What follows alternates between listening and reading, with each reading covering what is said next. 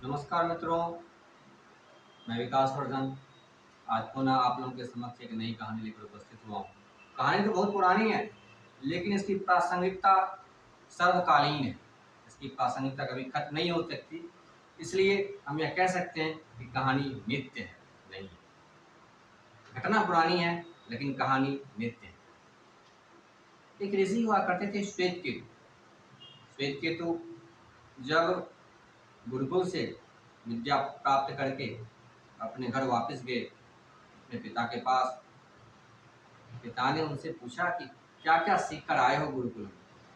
तो जो जो सीख कर आए थे पूरे आत्मविश्वास से भरे हुए उन्होंने बताया कि हम ये सीखे, मुझे ये आती है, मुझे धनुर्विद्या आती है, मुझे आयुर्विद्या आती है, मुझे घुड़सवारी आती है, जितनी सारी चीज़ें वो उन्होंने सीखी, मुझे राजनीति शास्त्र मुझे आता है, मुझे अर्थशास्त्र आता है।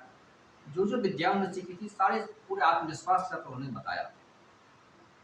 तब उनके पिता ने कहा कि पुत्र, तुम क्या उस बात को जानकर आए हो जिसे जानने के बाद कुछ भी जानना शेष नहीं रह जाता? क्या तुम उस बात को जानकर आए हो जिसे जानने के बाद व्यक्ति कुछ भी नहीं जानता? तो उनका पुत्र श्वेत केतु चौंका, बोला ऐसी कौन सी बात है जिसे जानने के बाद कुछ जानना शेष नहीं रह जाता, और जिसे जानने के बाद चाहे कितना भी जान लो वह व्यक्ति शांत और निर्बल होता है? उन्होंने कहा कि अभी तुम बहुत भरे भरे हुए से लगते हो, और यह भरी भरी सी स्थिति अच्छी नहीं है। तो उनका पुत्र श्वेत केतु पुनः भागा भागा पहुंचा गुरुकुल और उनसे कहा कि आपने तो मुझे दीक्षांत विद्या दी, दीक्षांत समारोह में मुझे डिग्री दी कि भाई अब तुम पास हो गई और तुम जा सकते हो वापस, लेकिन मेरे पिता ने कहा कि क्या तुम वह जानते हो जिसे जानने के बाद कुछ भी जानना शेष नहीं रह जाता? वो बात तो आपने मुझे बताई नहीं। ऐसे ही कि कोई बात मैं नहीं जानता जिसे जानने के बाद जानना शेष नहीं रह जाता, क्योंकि हम कितना भी जानते हैं कुछ ना कुछ जानना बच ही जाता है। तो फिर ऐसी कौन सी बात है जिसे जानने के बाद जानने के लिए कुछ भी शेष नहीं रह जाता? वह बात तो आपने मुझे बताई नहीं और आपने मुझे दीक्षांत दे दिया तो कि तुम्हारी दीक्षा पूरी हो गई। तो उनके गुरु हंसने लगे, बोले तुम्हारे पिता जिस ज्ञान की बात कर रहे हैं उसे आत्मज्ञान कहते हैं, और वो आत्मज्ञान अभी तुम्हें नहीं दिया गया है, और यह सीधे सीधे दी जाने वाली चीज भी नहीं है कि मैं तुम्हें दे दूं। ये रहा आत्मज्ञान। आत्मज्ञान यह तो तुम्हारे भीतर से ही प्रस्फुटित होगा, और इसके लिए मैं तुम्हें उपयुक्त माहौल देता हूँ। तब क्या हुआ कि उनके गुरु ने उन्हें एक गाय दी और कहा कि जाओ, और जब तक ये गाय 101 ना हो जाए तब तक तुम जंगल में ही रहना। जब ये गाय 101 हो जाए, इसकी संतति बढ़ते बढ़ते जब 101 हो जाए तब तुम वापस आना। गाय लेकर के श्वेत केतु जंगल चले गए। जंगल में गाय को पालना, गाय को रखना, गाय की अगली संतति की प्रतीक्षा करना, उसकी पूरी व्यवस्था करना, ऐसा करते करते करते गायों की संख्या 100 हो गई। अब वो गायों में इस प्रकार से लीन हो गए गाय की पालन पोषण में कि यह भूल भी गए कि वह क्यों आए थे जंगल। वह बिल्कुल भूल गए और बिल्कुल अपने काम में लगातार लगे रहते, तो याद भी उन्हें नहीं था कि वो क्यों आए थे। तब उनके गुरु ने एक दूसरे शिष्य को भेजा कि जाओ जाकर श्वेत केतु को ले आओ। अब गाय 101 हो गई होगी।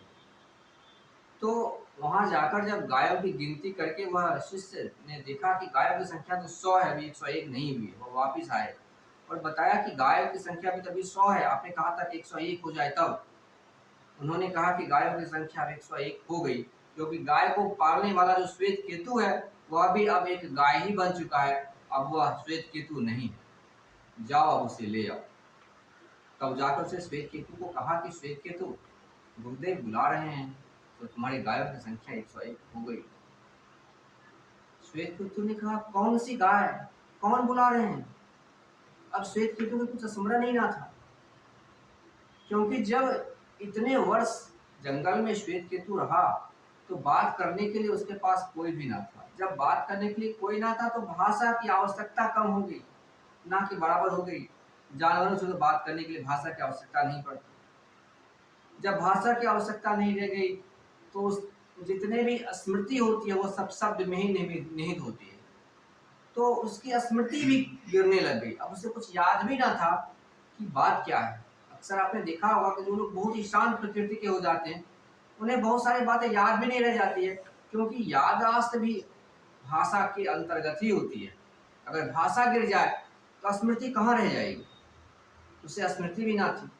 तब लाकर श्वेत केतु को जो वह शिष्य था उसे पकड़कर लाया गुरु के पास, और तब गुरु ने कहा कि अब तुम आत्मज्ञान को उपलब्ध हुए, अब बताओ कि तुम कौन हो। श्वेत केतु ने कोई जवाब नहीं दिया, क्योंकि भीतर कोई होता तब तो कहता कि मैं हूं। फिर उनके गुरु ने पूछा कि तुम कौन हो। कोई जवाब नहीं आया भीतर से। श्वेत केतु मौन खड़े थे। फिर पूछा तुम कौन हो। कोई जवाब नहीं आया। गुरु समझ गए कि अब यह उस अवस्था को उपलब्ध हो गए हैं, और तब श्वेत केतु को अपने पिता के पास वापस भेजा गया, और पिता ने उन्हें बड़े प्यार और सम्मान के साथ गले लगाया। इस प्रकार से कहानी आत्मज्ञान की यात्रा को प्रदर्शित करती है। आत्मज्ञान होने पर क्या होता है, इसकी एक झलकी देती है। यद्यपि आत्मज्ञान का कोई लक्षण नहीं है। कबीरदास बाजार में भी होते थे, कपड़े बुनते थे, तभी वो आत्मज्ञानी थे। रैदास जूते सिलते थे, फिर भी वो आत्मज्ञानी थे। मीराबाई गाना गाती थी, नाचती थी, फिर भी वो आत्मज्ञानी थी। आत्मज्ञान का कोई चिन्ह नहीं होता, कोई लक्षण नहीं होते, लेकिन फिर भी श्वेत केतु के जीवन में आत्मज्ञान किस प्रकार से उतरा, उस कहानी को इस प्रकार से शास्त्रों में वर्णन किया गया है। आशा करता हूँ मित्रों कहानी आपको पसंद आई होगी। कहानी पसंद आए तो कहानी को लाइक कीजिए, चैनल को सब्सक्राइब कीजिए। बहुत